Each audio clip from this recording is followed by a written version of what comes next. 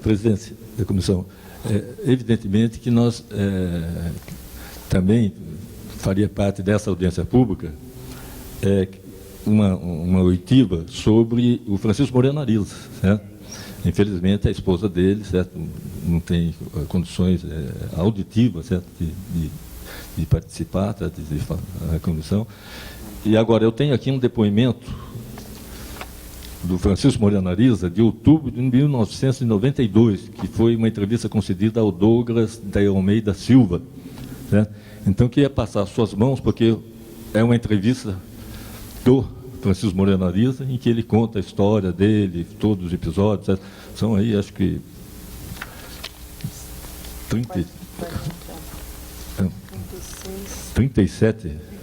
38 páginas, e tem foto dele aí ao lado do Jango, ao lado da Ivete Vargas, né?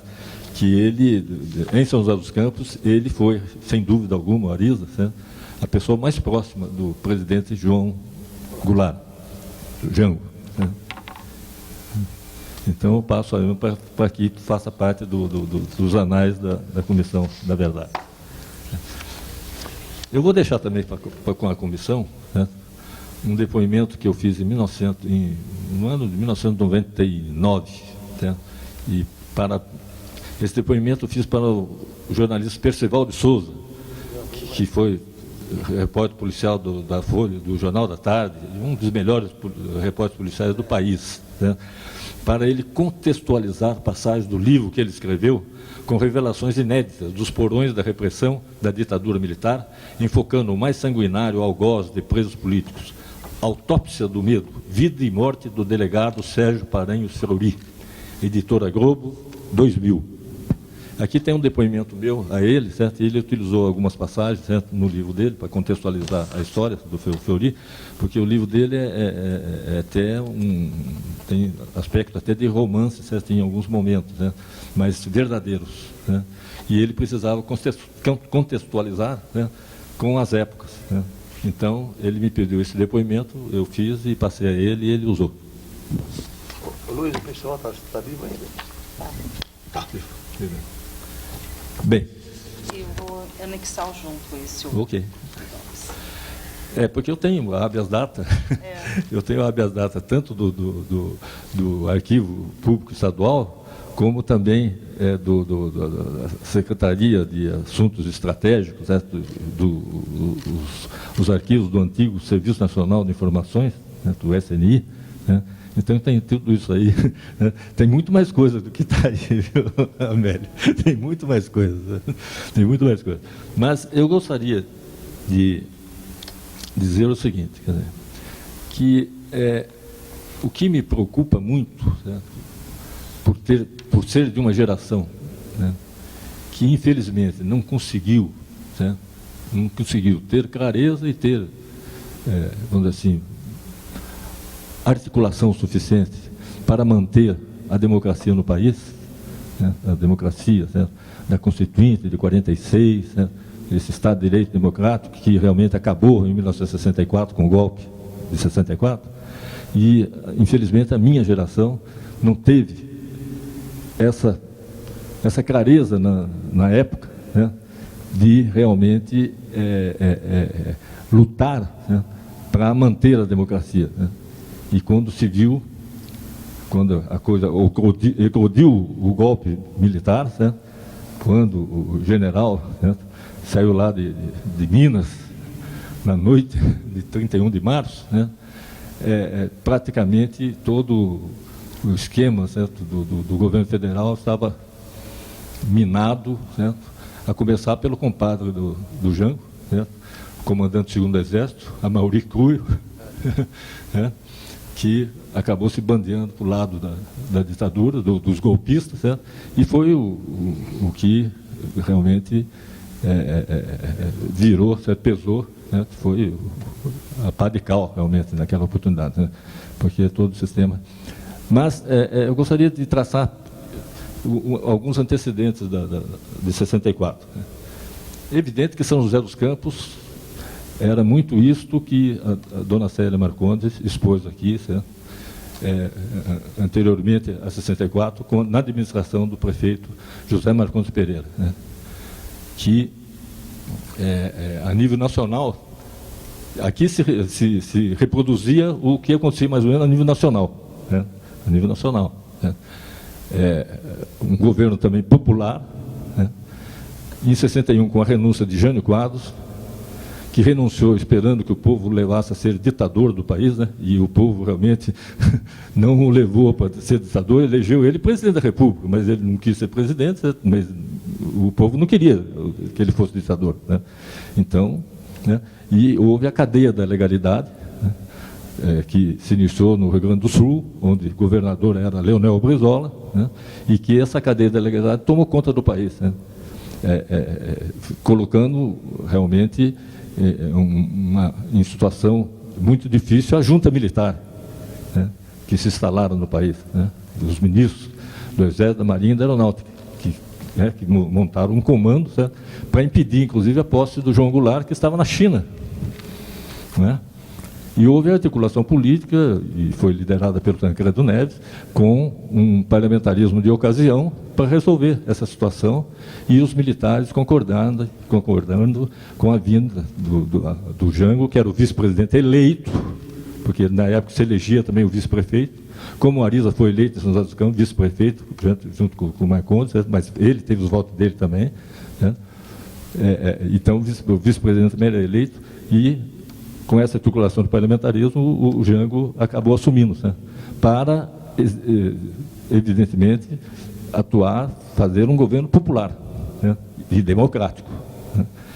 E, evidente, no parlamentarismo, ele não foi eleito no parlamentarismo, foi eleito no sistema presidencialista. E, no plebiscito, o país voltou ao presidencialismo.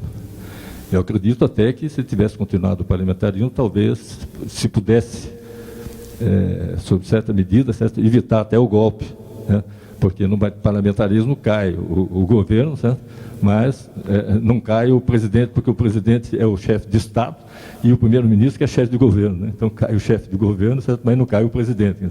Então, poderia ser. Mas o povo elegeu o Jango, vice-presidente, para ocupar a vacância do presidente, dentro do presidencialismo, e votou pela volta do presidencialismo, né? E o Jango colocou na rua a sua proposta de reformas de base, o movimento de reformas de base, né? Hoje fala muito de movimento horizontalizado, viu, Amélia? Na época existiu, né, a Frente de Mobilização Popular, que era um movimento horizontalizado, né, para defender as reformas de base do Jango, né? Esse movimento que levou mais de 100 mil pessoas no comício da Central do Brasil, no dia 13 de março de 1964. Acontece que no dia, a reação, certo, era muito grande, né? Os Estados Unidos, na Guerra Fria, né, nós aqui éramos o quintal, né? Certo? E ele, certo, se o regime constitucional, certo, não estivesse atendendo ao que ele precisava, certo? Ele favorecia realmente a instalação de ditaduras, como as ditaduras aconteceram em vários países, né? Então nós tivemos, logo em seguida, esse comício do Jango, do dia 13 de abril, de março de 64, nós tivemos, em 19 de março, eu era funcionário do CTA, eu tinha feito um teste nas publicações em 1959 e passei a trabalhar na publicações que era a gráfica do CTA. Eu tinha 15 anos na época, né?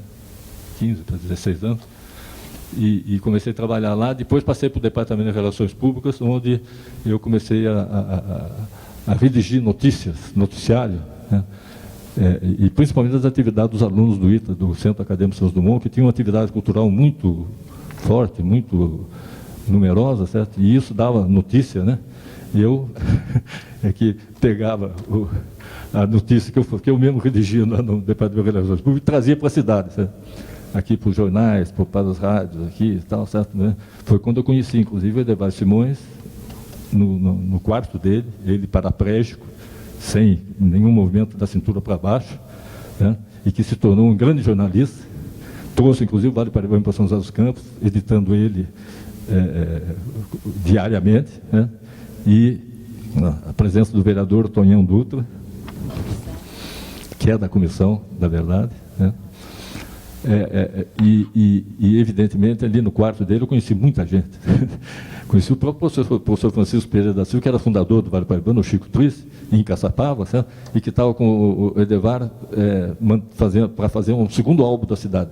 O Edevar tinha feito um em 1952, que o Marcondes, inclusive, participou, certo? Com o Neif Mata, certo? E o próprio Jamil, certo? E o Marcondes, eles participaram da feitura desse álbum da cidade, de 1952, né? E eles estavam fazendo um segundo álbum da cidade, né? Quando veio a falecer o Edevar Simões, né? E, evidentemente, ele não concluiu, né? Infelizmente, ele faleceu antes do golpe. É evidente, certo, que, como funcionário público, eu participava da Associação dos Servidores Públicos de São José dos Campos. Eu era secretário, né?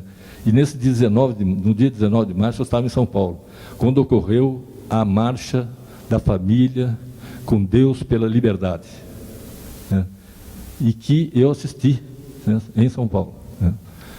Foi realmente um ato de massa, né? Evidente, o governador do estado fechou o comércio, o pessoal todo saiu para a rua, as escolas confessionais colocaram todas, a criançada na rua também, né, para engrossar, mas tinha muita gente, né? O cálculo da época era de 500 mil de pessoas, né? Então, veja como o Brasil estava sendo naquela situação, né?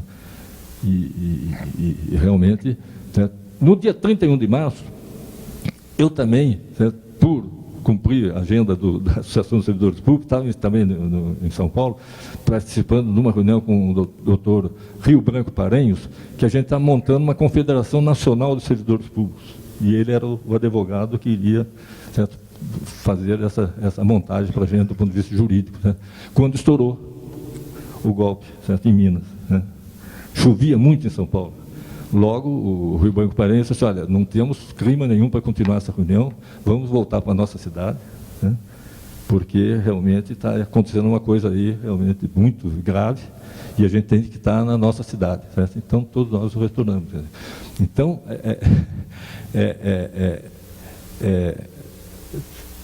essa história, certo, de chegar, certo, em São José dos Campos, o que acontecia? Acontecia o mesmo que estava acontecendo a nível nacional, com o comício da Central do Brasil, com a Marcha da Família, certo?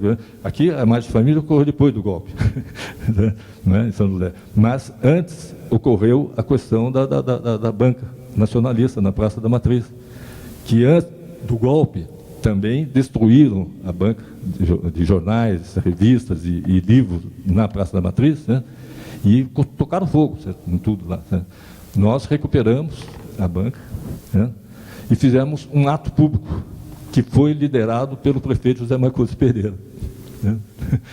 E eu, na época, certo, como eu transitava de tudo que era movimento político da cidade, né, eu fui designado, certo, para apresentar esse comício, né?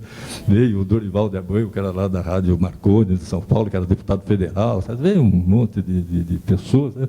E daqui em São José eu tive que apresentar isso aí às vésperas do golpe. Às vésperas do golpe. Eu, inclusive, que era secretário-geral da comissão organizadora dos festejos 1º de maio, em São José dos Campos, que seria realizado em 64. E que não seria um dia só. Nós estávamos imaginando um mês de comemoração, né? Com a participação de estudantes, né, de trabalhadores. Tinha sido fundado em São José dos Campos o sindicato, né? Eu trouxe passei por Sérgio, uma série de fotos, né, com o apoio do Ariza, pelo Sindicato dos Têxteis, e do prefeito Marcondes Pereira. Foi fundado em São José dos Campos em 1963, né? Em 1962, o Sindicato dos Trabalhadores Rurais de São José dos Campos, né? Que está até hoje, né?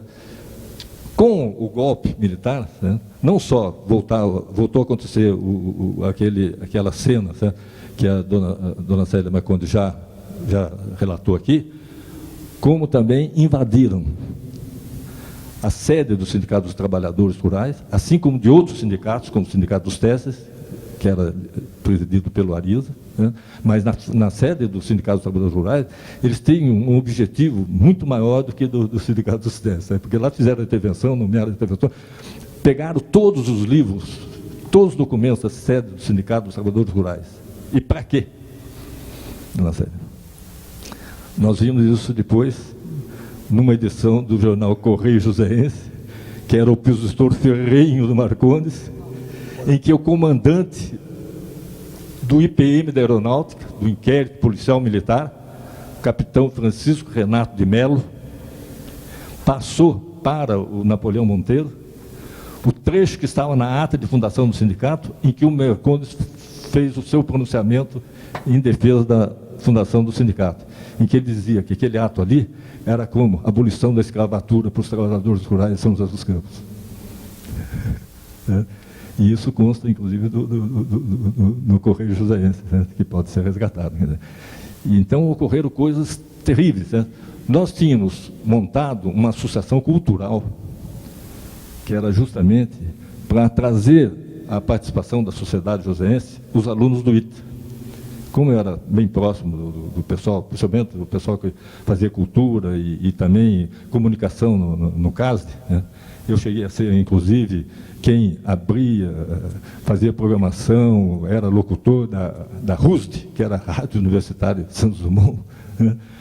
Então, nós queríamos trazer para a cidade os alunos do ITA, porque havia uma divisão, Amélia, na cidade. Quer dizer, o estudante do ITA era o Coca-Cola, né? E quem namorasse, a menina que namorava estudante do ITA era Maria Cebola. E haviam brigas terríveis aqui na Cônego Lima, por exemplo, na lanchonete que tinha lá do Boneca, né? Brigas entre os rapazes de São José e os alunos do ITA. Né? Então, estava se vencendo essas disputas, então nós decidimos montar uma associação cultural e demos a ela justamente o nome do Edevar Simões, que tinha falecido recentemente, né? Então nós colocamos a Associação Cultural Edevar Simões, que funcionou no andar de baixo da Rádio Piratininga, na Praça da Matriz, né? Numa sala. Né? Ali nós conseguimos reunir livros, certo? Fizemos uma biblioteca com doações e tudo mais, e fizemos, em 1962, né, uma atividade realmente que marcou época. Né? A associação promoveu o mês do folclore em São José dos Campos, no João Cursino, junto para as alunas da Escola Normal. Né? Foi um acontecimento realmente muito importante, porque vieram os mais eminentes folcloristas do Brasil, esse mês folclore foi coordenado pelo professor Francisco Pereira da Silva, certo? O Chico Triste. Né? Também invadiram, Mário Tubani, a Associação Cultural Edevar Simões. Também invadiram e sumiu tudo. Cadeira, mesa, os livros, nem se fala, certo? Sumiu o livro, sumiu tudo, Amélia. Levaram tudo. Os militares invadiram, certo? Tudo. Certo? Eu realmente fiquei muito preocupado, porque eu era representante do Brasil Urgente, que era um semanário do Frei Carlos Josafá. Né? Mas eu procurava colaborar com todos os jornais da época, não só o Brasil Urgente, do qual eu era representante de São José dos Campos, foi Carlos Josafá, mas o Correio Paulistano, que era da Diocese, o semanário do jornalista Oswaldo Costa, que era um órgão nacionalista, né, o semanário, né, o panfleto, que era do Grupo dos 11 do Brizola, né, que tinha como coordenador de São José dos Campos uma ex-freira, certo? A dona Cida.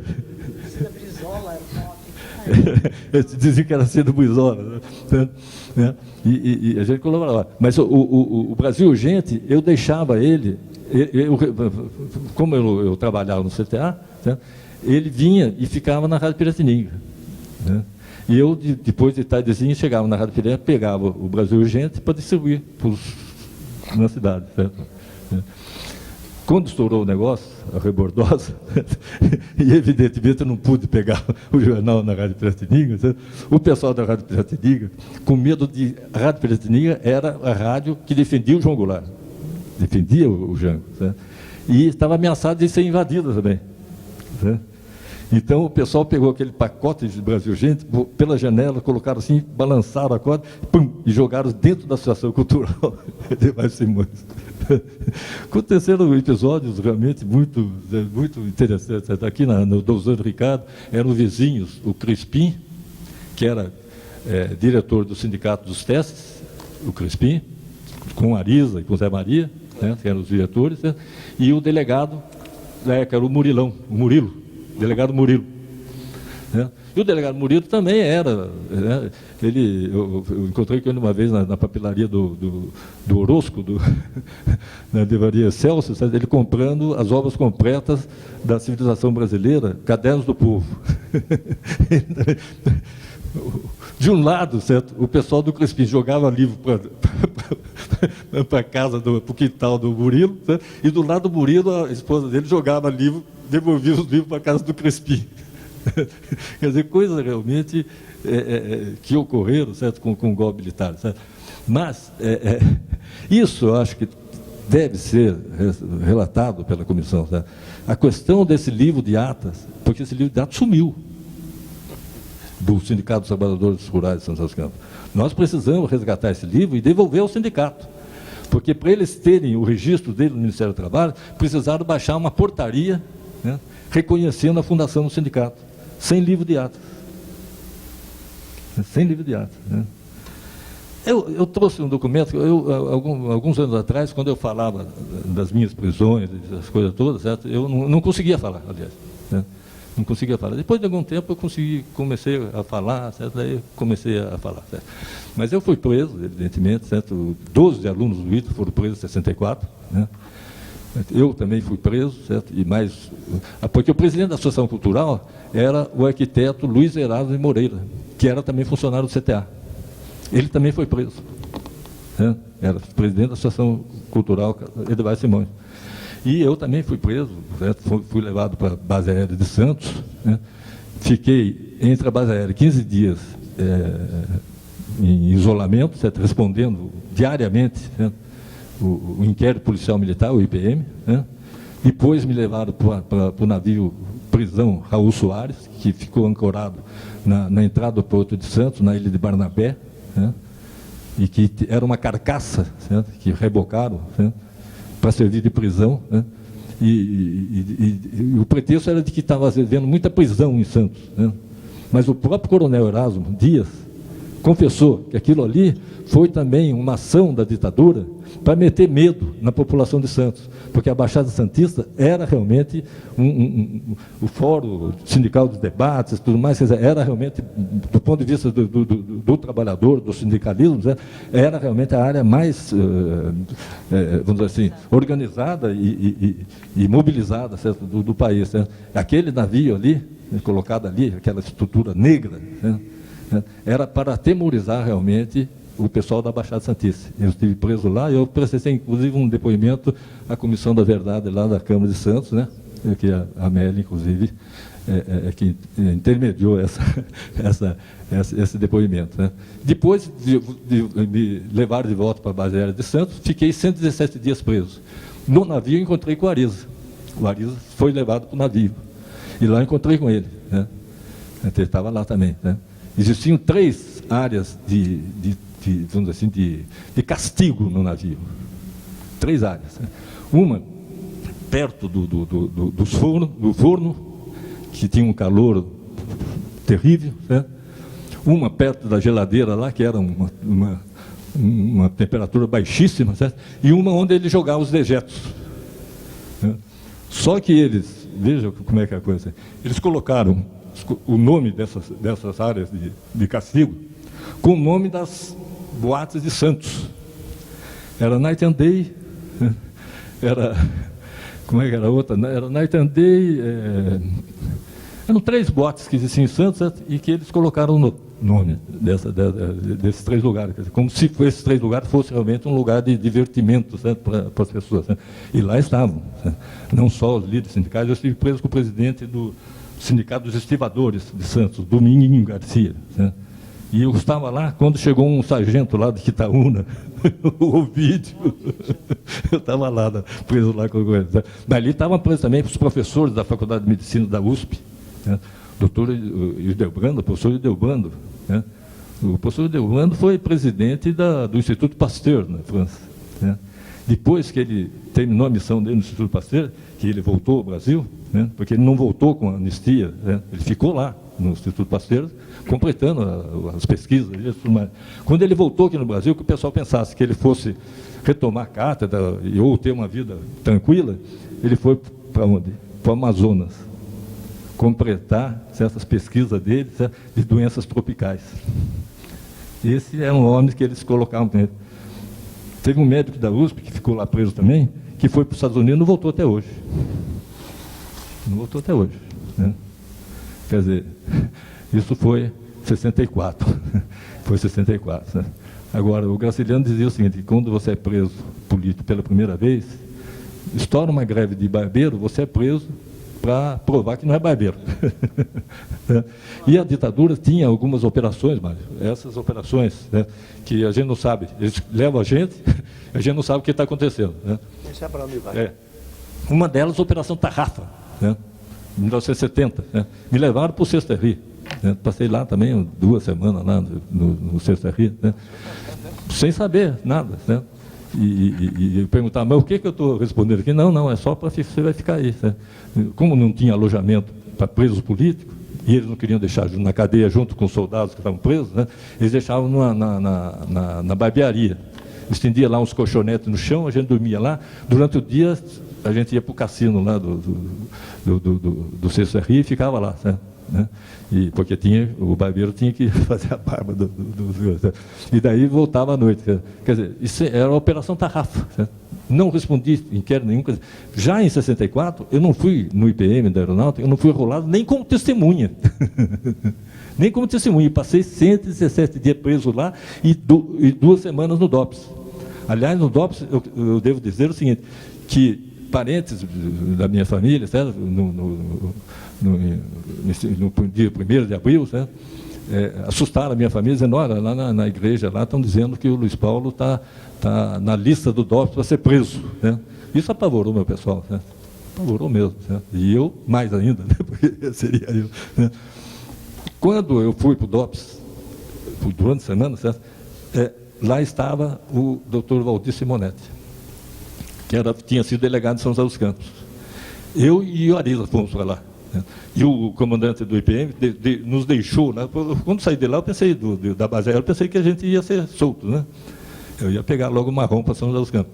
Mas ele soltou na sala do diretor do DOPS e disse assim, olha, nós já acabamos com esses 2 aí, pode deixar eles aqui presos, mofando, né? Porque ninguém vai tirar eles daqui sem a minha ordem. Né? Então, pode prender eles aí e tal, e deixar eles mofando aí, certo? E virou as costas e deixou para o diretor do DOPS. O doutor Valdir Simonetti, que estava lá, certo? Evidentemente, conhecendo nós dois, certo? Principalmente o Ariza, certo? E a minha família também, eles nos chamou e disseram assim, não, eu vou, né, ver o que tem no DOPS aqui contra vocês. Né? Eu fiquei num xadrez, o Ariza ficou em outro, certo? Ficamos sozinhos. Né? Eu devo dizer que a noite lá era terrível, porque você vivia muitos gritos, né? Mas eu não sou, além de tirar meus óculos e naquela condição de encarcerado, certo? Muito difícil, né? Eu já estava acostumado com comida ruim, mas como a comida ruim do DOPS? Eu não tinha medo de devolver a comida, porque eu fazia, chegava no sanitário, jogava a comida no sanitário e puxava a descarga. Nem a descarga conseguia empurrar aquela comida, tão ruim que ela era. Mas depois do 3º dia eu achava maravilhosa a comida. Certo? Mas o doutor Valdir Simonetti pegou, depois ele me chamou e disse assim, olha, Luiz Paulo, contra você não tem nada aqui no DOPS aberto, não há nenhum inquérito aqui contra você aqui no DOPS. Né? Eu fiquei aliviado, né? Disse, poxa, falaram tanto que eu tinha. O pessoal estava me superestimando. Eu era um Barnabé do CTA, certo? Era um Barnabé do CTA, né? Mas o pessoal superestimava, certo? E a ditadura e o comandante, o capitão do IPM, mandava em todo mundo. Né? Então, agora, o Ariza tem aqui um inquérito, que eu preciso ouvir o Ariza, então, depois de ouvir o Ariza, eu solto vocês 2. Eu solto vocês 2. Né? Mas enquanto eu não ouvir o Ariza, eu não posso soltar você também sozinho. Né? Então, você espera aí e tal. Agora, ele, nesse período em que ficou lá, quem foi me entrevistar lá foi o doutor Maurício Henrique, que era delegado de São José dos Campos. Maurício. Ele queria saber de quem? Do Marcondes. Eu disse, eu não tenho nada para falar do Marcondes. Muito porque quando eu já participei da campanha dele para prefeito. Não tem nada para falar, não sei de nada. O que é? Não, você sabe de alguma coisa? Tal? Não, absolutamente. Me tratou muito bem, viu, Marcelo? Foi uma conversa, certo? Civilizada. Ele sentado numa poltrona, eu sentado em outra, e ele conversou uma meia hora, 40 minutos, quando ele viu que não tinha saído nenhum, ele agradeceu tal, e foi embora. Né? E depois do Ariza ter sido ouvido, nós fomos liberados realmente e viemos para São José dos Campos. Né? Depois teve a Operação Tarrafa. Agora, 75 foi um negócio, foram os 9 piores dias da minha vida. E olha que eu tinha passado 117 dias, né, e mais 2 semanas no DOPS, né, preso. Né. Agora, o DOI-CODE realmente me pegaram uma noite aqui, em casa, né, a minha esposa grávida da minha filha, da minha segundo filho, né, o meu filho brincando na sala, né, com a filha do Adegildo, que já estava preso do DOI-CODE, né, ele não tinha um pulmão, né? E ela, a dona Marieta, a esposa dele, foi em casa, sabe, para que eu pedisse ao Robson que intervisse, né, com relação à prisão do Adegildo. Certo? E a neta dela estava brincando com meu filho, quando os homens entraram, paisano, mas se percebia que era militar, porque tinha o cabelo bem curtinho, né? E entraram, certo? Eu disse assim, poxa, eu tinha uma cachorra chiquita, perdigueira, muito brincalhona, novinha, né? Mas grande, espalhafatosa, certo? E latia, certo? Para todo mundo, brincando, certo? E ela não nasceu, e eles entraram, né? E se apresentaram, somos do 2º Exército. Viemos para levar você, que você precisa prestar um depoimento em São Paulo. Não, entra aqui então, certo? A minha esposa deu um café aí, certo? Para ele, algo mais, né? Que eu vou aprontar a roupa. Ele disse, não precisa de roupa, porque é coisa rápida. Bate e volta. Né? Bate e volta. Né? Como a cachorra não ouviu, depois, quando eu voltei, eu soube que eles envenenaram a cachorra, a chiquita. Envenenaram a cachorra. Mataram a cachorra. Né? E para entrar, fogo, sem problema nenhum. Né? E, evidentemente, que eu, acostumado com as prisões anteriores, me despedi de minha esposa, dei a ela, inclusive, um cheque assinado, né? E atrás eu coloquei o telefone do Estadão, eu era correspondente do Estadão em São José dos Campos, do jornal Estado de São Paulo, coloquei o telefone atrás, certo? Um deles lá pegou aquilo lá, rasgou, picou, né?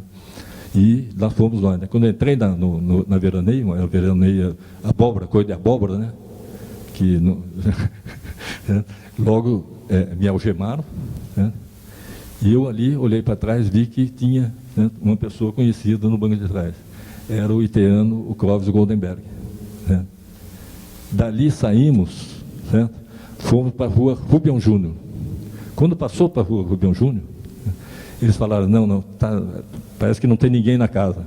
Daí que eu caí em mim,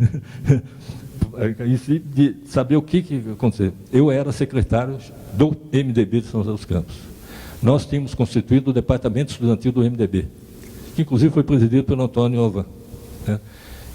Nós tínhamos constituído, o diretório do MDB tinha constituído, que funcionava lá no subterrâneo da Câmara Municipal. Né? Tinha uma sala lá do diretório do MDB e funcionava lá.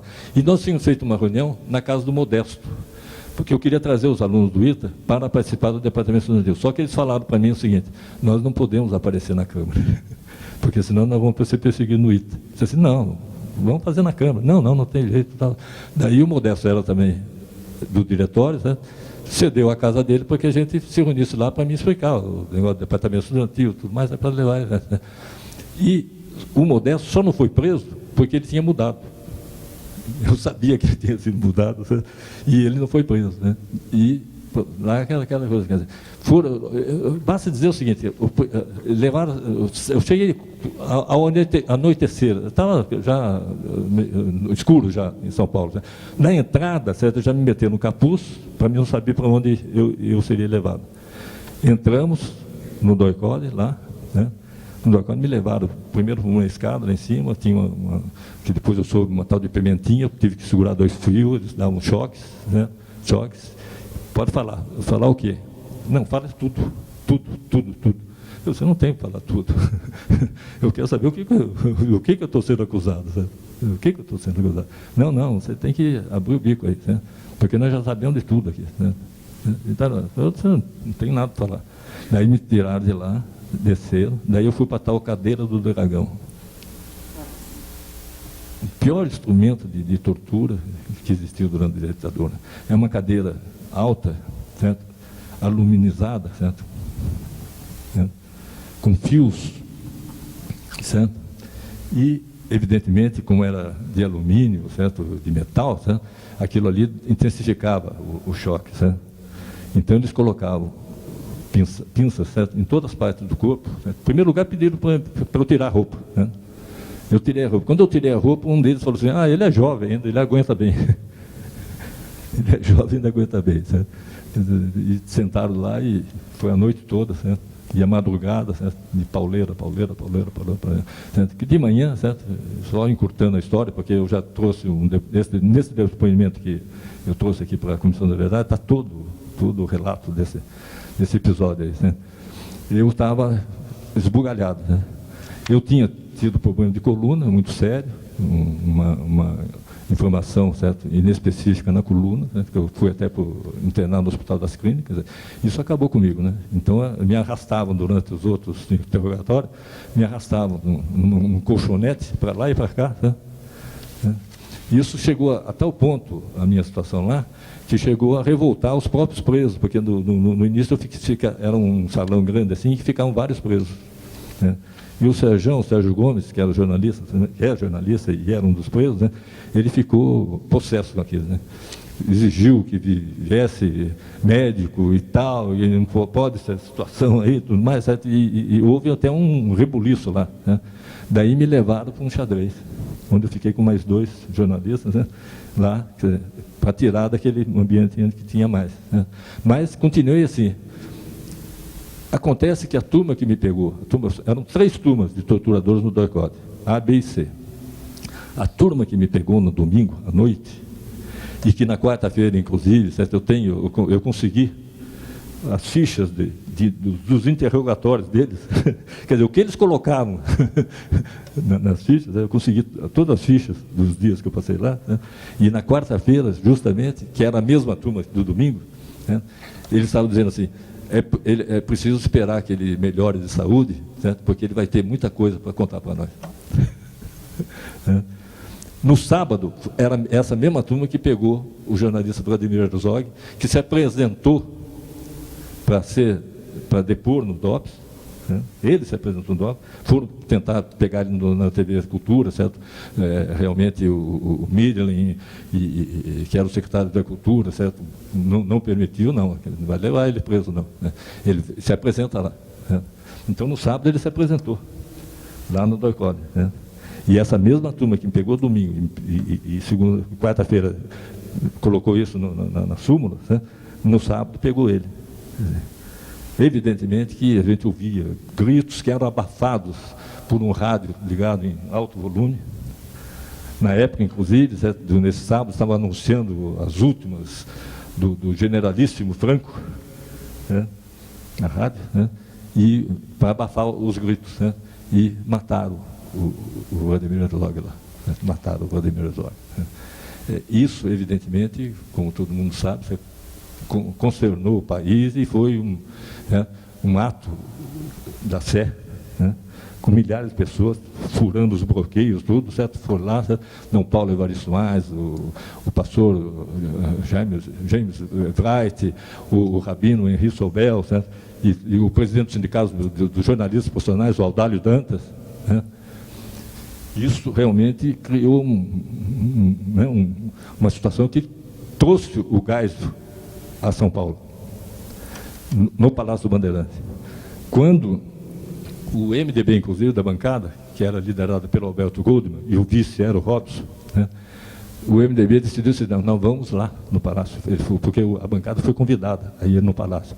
Disse, nós vamos lá, né, para reforçar a posição do governador, do Paulo Egídio, porque no DOI-CODE, né, o Paulo Egídio era também uma pessoa que eles queriam incriminar. Né?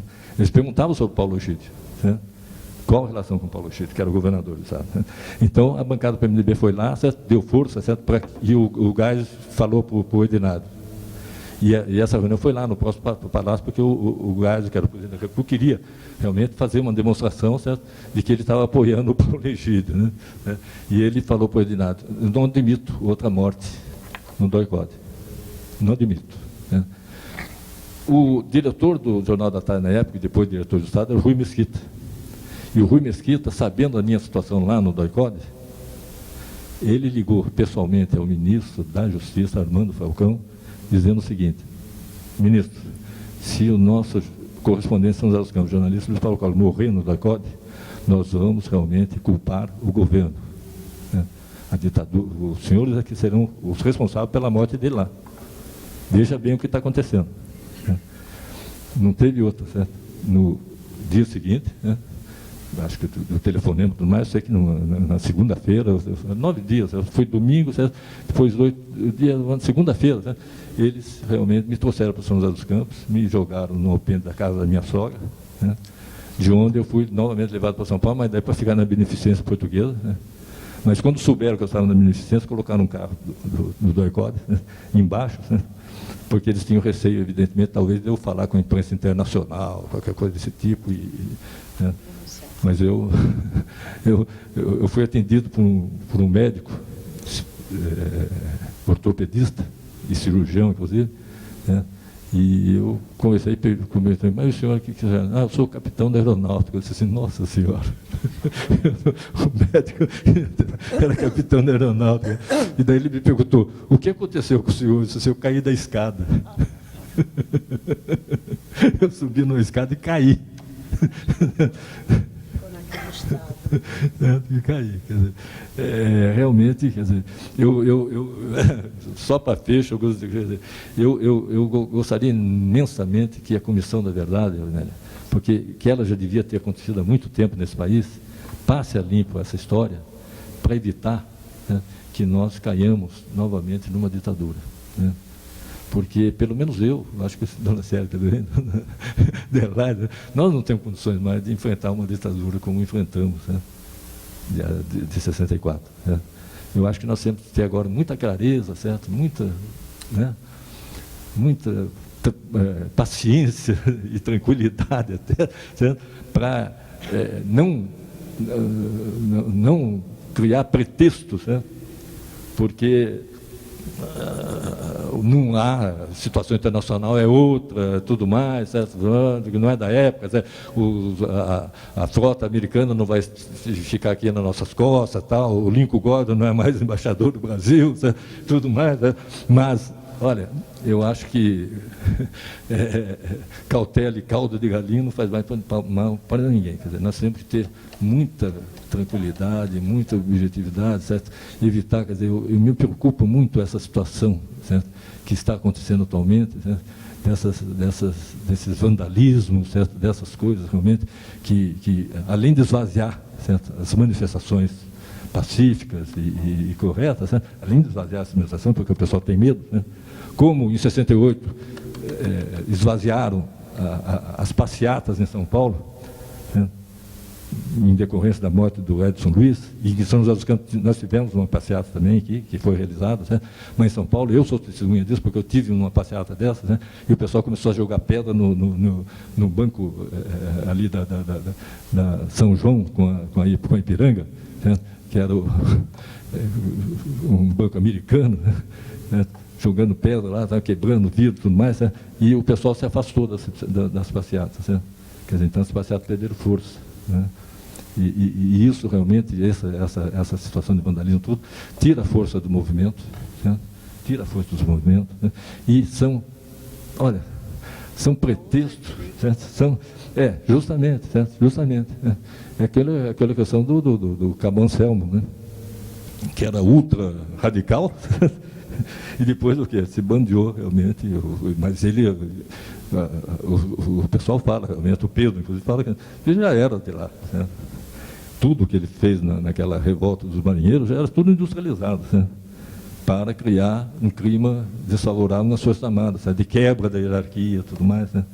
Então, essas manifestações, né, evidentemente, são garantidas pelo Estado de Direito Democrático, né?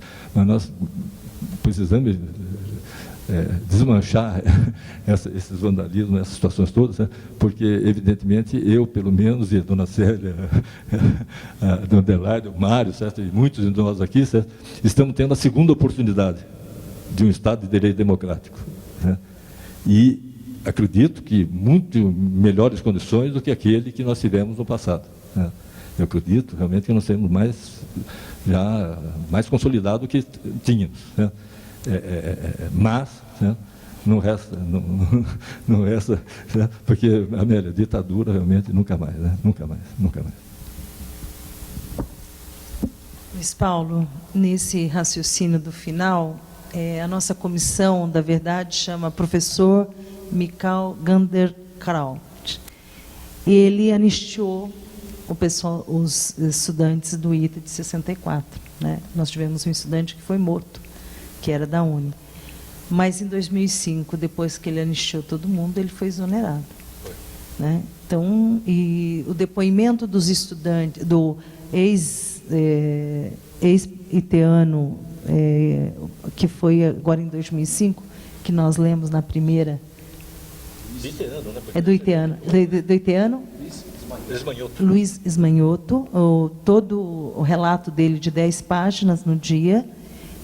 o comando da aeronáutica, eles até agora não concordam com o balanço dele. Então, quer dizer, eles estão aqui, estão em São José, e ainda defende, né, o que o ITA continue sendo o que... O ITA foi muito diferente do que ele é hoje, porque hoje ele tem todo um caráter militar.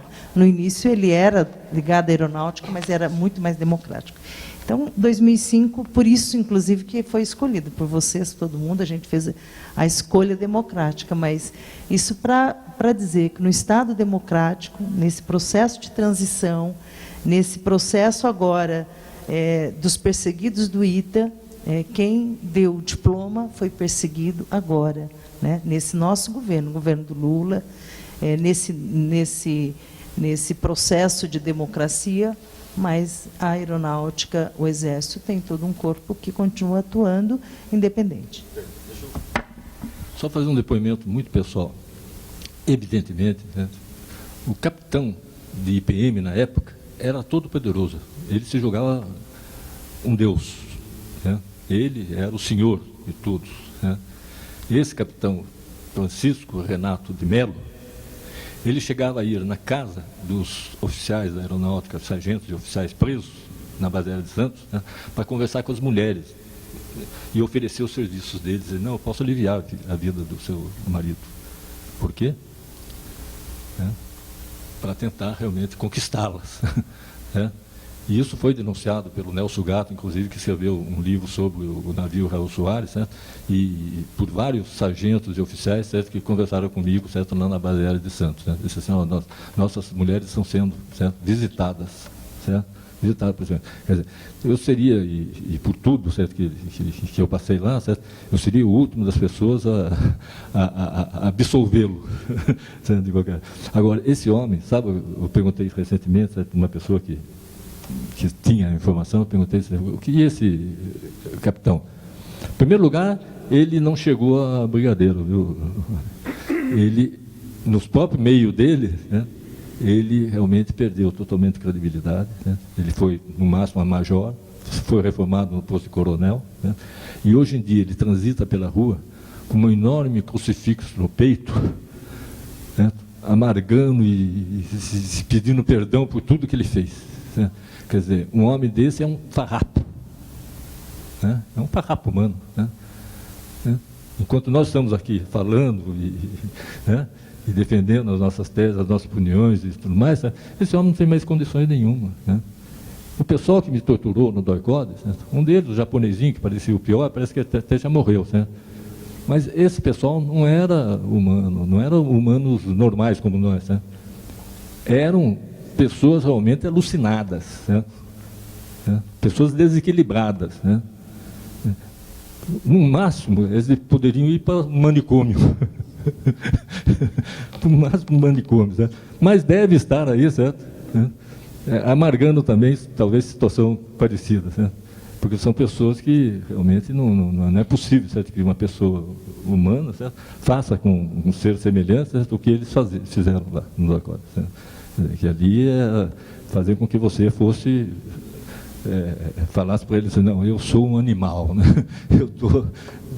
Não sou, né? Vocês venceram, eu sou, né? Quer dizer, não era possível. Quer dizer, então, para mim, todos eles eram desequilibrados, né? Todos eles, né, que participaram disso aí, né? E alguns deles, inclusive, também já tiveram, já morreram, certo? Por queima de arquivo, né? Que eu acho que o Fleury não foi outra coisa senão queima de arquivo, né? Porque também era um demente, certo? Quando eu fui levado para depor no DOPS, né? Porque depois do DOI-CODE, né, o processo é feito no DOPS, né? Porque o DOI-CODE é um negócio clandestino reconhecido, na época reconhecido pelos militares, né? Nasceu com a Operação Bandeirante, né? O BAN, que era apenas financiada, certo? Mas não fazia parte desse negócio, né? Depois que foi institucionalizada através dos DOI-CODES, né? O próprio Fleury foi assistir o meu depoimento lá no DOPS. Sentou numa mesa, né? Aliás, quando eu fui depor lá, veio muita gente lá, certo? E ele sentou numa mesa lá no fundo, lá, ficou na mesa lá, certo? Ouvindo eu falar, né? Para o escrivão, certo? Anotar lá, certo? Eu ditar para o escrivão, quer dizer, completamente fora né, da normalidade, certo? Pessoas realmente, né, que loucas, né? São doidos varridos, né?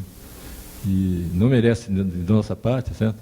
Senão o desprezo, o desprezo, né? Eles não merecem que a gente realmente arrisque, inclusive, certo? A democracia que nós estamos vivendo, o Estado de Direito Democrático, né? Por essas pessoas, certo? Que merecem, quando muito, um manicômio. Certo. Alguém quer falar, perguntar?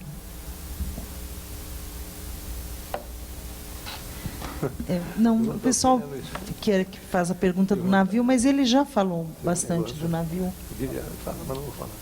As pessoas não escutam desde que isso. Ah, tá. Ele quer aqui para vocês descrever o navio, porque na realidade é o navio negro e as histórias, né?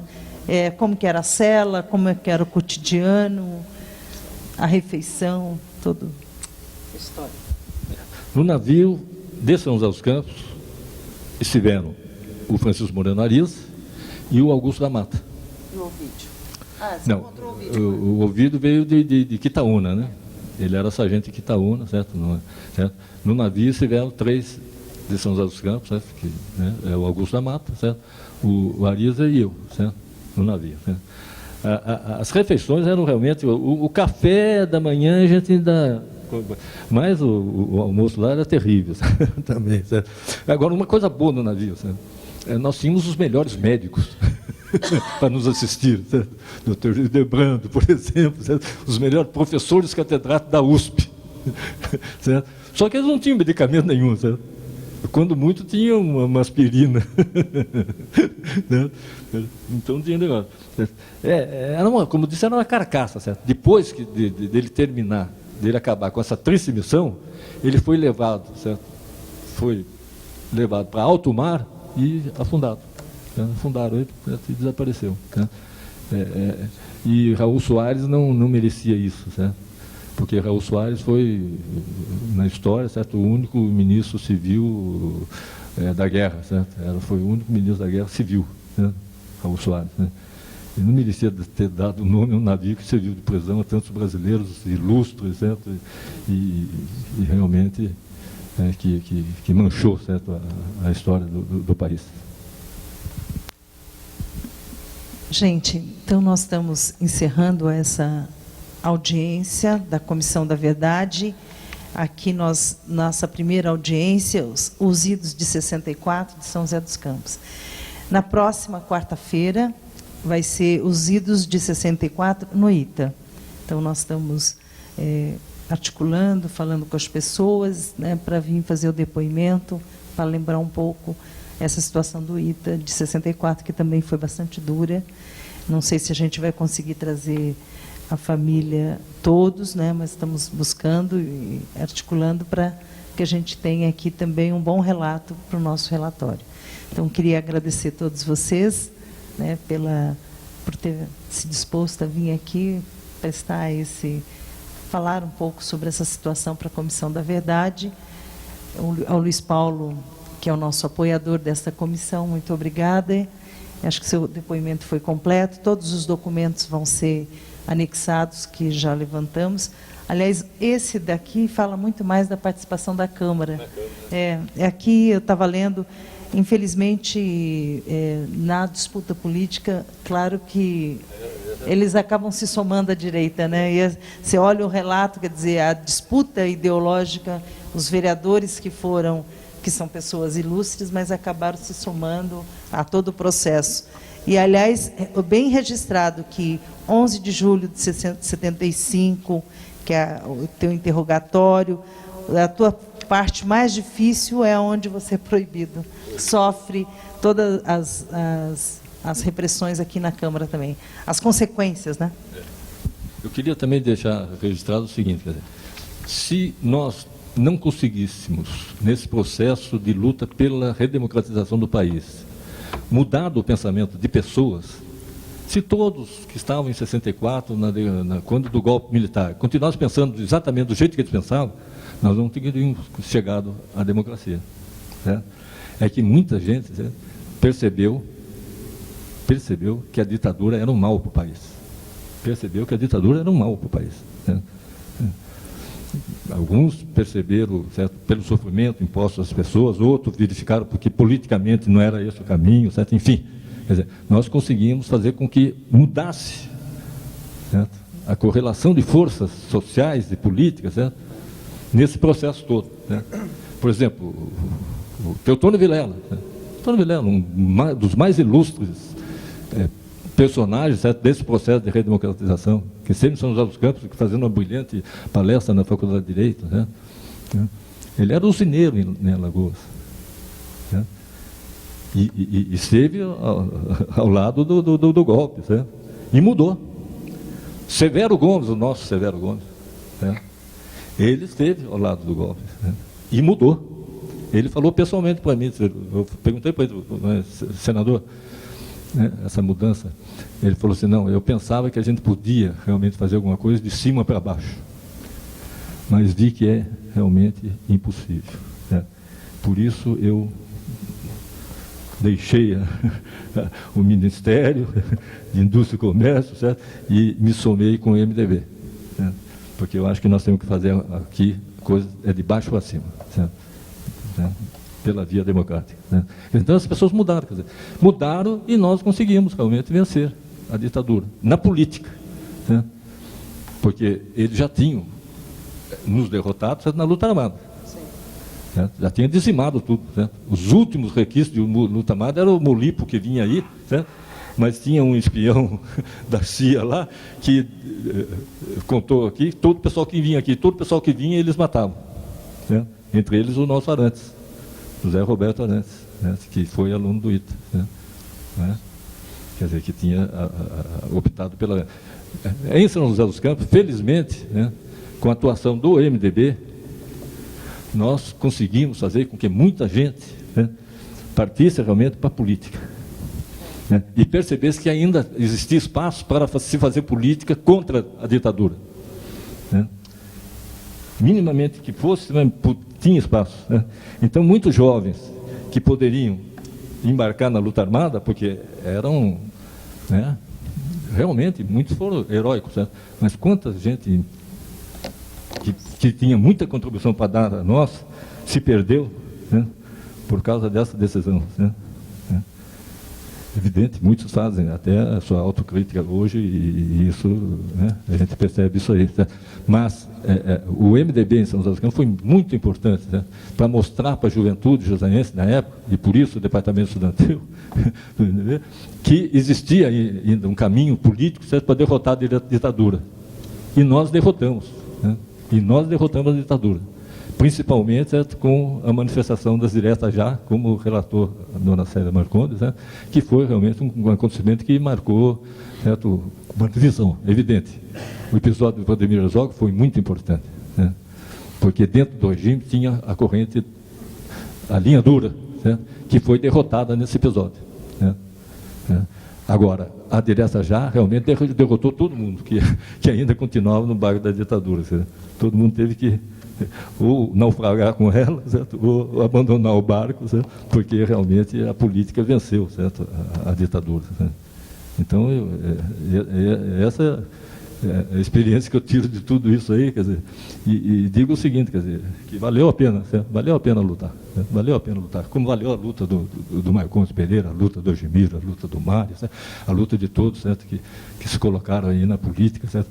Para derrotar a ditadura e trazer de volta a democracia para o país.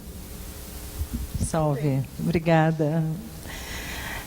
Então, está encerrada essa primeira audiência pública. Boa tarde a todos.